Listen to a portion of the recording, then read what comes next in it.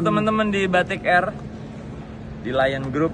Saya ditinggal pesawat Anda di Singapura. Saya beli bisnis, pulang pergi. Ini pesawat saya mestinya 17.35 ya, 7150. Tapi kemudian mendapat WhatsApp di pagi hari bahwa pesawat saya dirubah menjadi jam 19.35. Oke, ketika saya di depan gate, saya masuk gate, dirubah gate-nya menjadi gate 21 ya. Pokoknya dirubah lah ya. Saya masuk, dibilang, this is not your flight. Saya pindah ke gate satunya, your flight is already fly.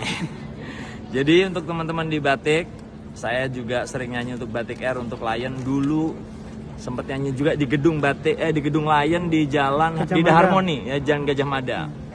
Mohon perhatiannya, mohon bantuannya. Saya hanya rakyat kecil biasa saja, tapi saya sekarang rugi besar, harus beli 3 tiket. Saya harus beli hotel lagi, dan yang terpenting saya besok harus ke Surabaya untuk manggung. Ya, teman-teman semua mohon di tag Batik Air agar bisa lebih memperbaiki kinerjanya. Saya support, ini sebuah kritikan fair buat saya karena ini terjadi ke saya, dan saya orang yang tidak pernah telat pesawat seumur hidup. Terima kasih.